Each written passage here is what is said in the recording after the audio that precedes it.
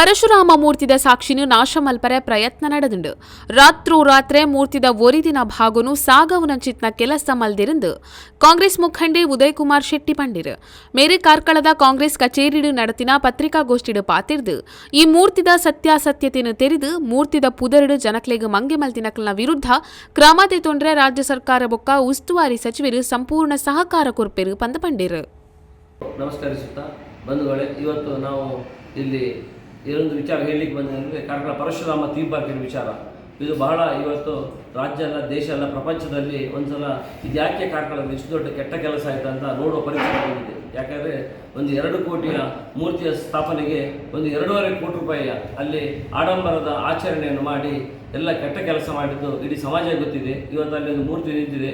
ಏನಂದರೆ ಅದಕ್ಕೆ ಕಾಲಿನ ಸೊಂಟಗಿಂತ ಮೇಲೆ ಯಾವುದೇ ಭಾಗ ಇಲ್ಲ. ನಮ್ಮ ಉತ್ಸವವಾದ ನಂತರ ತಟ್ಟಿರಾಯ ಕೆಳಗಡೆ ಕಾಲಿರ್ತದೆ, ಮೇಲುಗಡೆ ಕಾಲಿ ರಾಡ್ ಕಾಣ್ತದೆ. ಅಂಥ ಒಂದು ಹೀನಾಯ ಪರಿಸ್ಥಿತಿಯಲ್ಲಿ ಉಂಟು.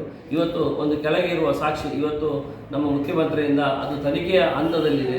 ಆದರೂ ಅದೆಲ್ಲವನ್ನು ಧಿಕ್ಕರಿಸಿ ಅದೇ ನಾಗಮೋಹನ್ ದಾಸ್ ಆಯೋಗದ ಅವರು ಸಹ ಸೈಟಿಗೆ ಬಂದು ನೋಡಿ ಹೋಗಿದ್ದಾರೆ. ಅದು ಯಾವುದೇ ಒಂದು ರಿಪೋರ್ಟ್ ಬರುವ ಮೊದಲೇ ಇಲ್ಲಿಯ ಆ ಒಂದು ಮೂರ್ತಿಯನ್ನು ಇಲ್ಲಿಂದ ತಗೊಂಡು ಹೋಗುವ ಹುನ್ನಾರ ನಡೆಸಿದ್ದಾರೆ. ಅದು ನನಗೆ ನಿನ್ನೆ ಗಮನಕ್ಕೆ ಬಂತು. ಇವತ್ತು ನಾನು ಜಿಲ್ಲಾಧಿಕಾರಿಗಳ ಬಳಿ ಸಹ ಹೋಗಿದ್ದೆ, ಅಲ್ಲಿ ಸಹ ಅವರ ಹತ್ರ ಹೋಗಿ ವಿಚಾರಿಸಿದೆ. ಆಗ ಅದನ್ನು ಕೇಳಿ ಭಾಳ ಬೇಜಾರಾಯಿತು. ಅದನ್ನು ನೀವು 2 ವಾರದೊಳಗೆ ಕೃಷ್ಣನಾಯ್ಕಿಗೆ ಏನಂತ ಆದೇಶ ಕೊಡಿ ಅಂತ ಹೇಳಿದ್ವಿ ನಾ, ಅಲ್ಲಿ ಇರೋ ಮೂರ್ತಿಯನ್ನು ತಗೊಂಡೋಗಿ ಅಂತ ಹೇಳಿದೆ. Krishnanaik is already defaulter. ಅವ ಇಲ್ಲಿಯ ತಗೊಂಡ GST ಕಟ್ಟದೆ ಅವನ GST ನಂಬರನ್ನು ಬ್ಲಾಕ್ ಮಾಡಿದ್ದಾರೆ. ಅದರಿಂದ ಅವನಿಗೆ ಸಹ ಮಾಡುವ ಸಾಮರ್ಥ್ಯ ಸಹ ಇಲ್ಲ.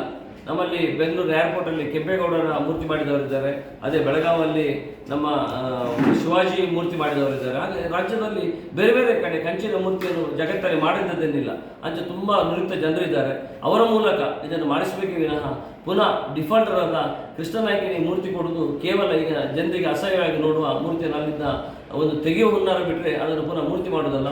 ಮೂರ್ತಿಯನ್ನು ಸದ್ಯ ಅದನ್ನು ಅಲ್ಲಿ ಮಾಡಬೇಕಾದ್ರೂ ಅದಕ್ಕೆ ಟೆಕ್ನಿಕಲ್ ಪ್ರಾಬ್ಲಮ್ ಉಂಟು. ನಿಮಗೆ ಗೊತ್ತಿದ್ದ ಹಾಗೆ ಹಿಂದಿನ ಸರ್ಕಾರ ಇರುವಾಗಲೇ ಮಾರ್ಚಲ್ಲಿ ಇದು ಗೋಮಾಳ ಜಾಗ, ಇಲ್ಲಿ ಯಾವುದೇ ಆ್ಯಕ್ಟಿವಿಟೀಸ್ ಮಾಡಬಾರ್ದು ಅಂತ ಆರ್ಡರ್ ಕೊಟ್ಟಿದ್ದಾರೆ ಕಂದಾಯ ಇಲಾಖೆಯಿಂದ.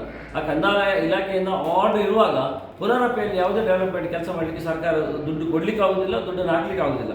ಅದು ಸುರಿಗೆ ಏನಂತೇಳಿ ಇತ್ಯರ್ಥ ನಂತರ ಮುಂದಿನ ಹಂತದಲ್ಲಿ ಹೋಗಬೇಕು. ನಮ್ಮ ಇಚ್ಛೆ ಇಷ್ಟೇ, ಮುಂದಿನ ದಿನದಲ್ಲಿ ಅದನ್ನು ಸುಂದರವಾದ ಅಲ್ಲಿ ಮೂರ್ತಿ ಆಗಬೇಕು, ಅದು ಪ್ರವಾಸೋದ್ಯಮ ತಾಣ ಆಗಬೇಕು. ಆದರೆ ಈ ನಿರ್ಮಿತಿ ಕೇಂದ್ರ ಮತ್ತು ಕೃಷ್ಣ ವರ್ಲ್ಡ್ನ ಮೂಲಕ ಆಗಬಾರ್ದು. ಅದು ಸರಿಯಾದ ಗೊತ್ತಿದ್ದ ಜನರ ಮೂಲಕ ಆಗಬೇಕು.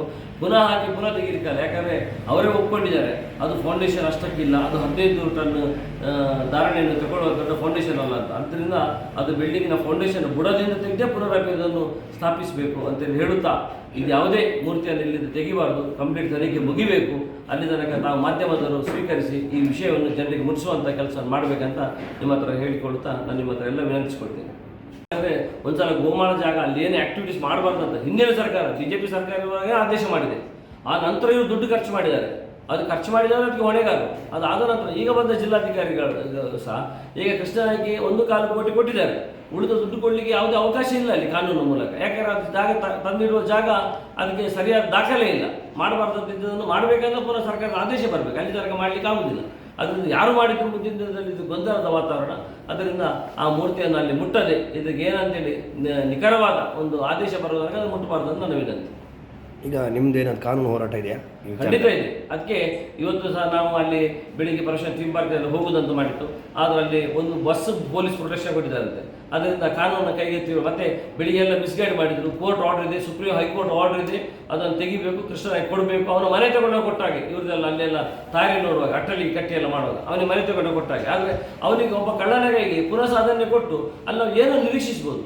ಇದು ನಮ್ಗೆ ಗೊತ್ತಿರಬೇಕು. ಅವನಿಗೆ ಮಾಡ್ಲಿಕ್ಕೆ ಗೊತ್ತಿಲ್ಲ.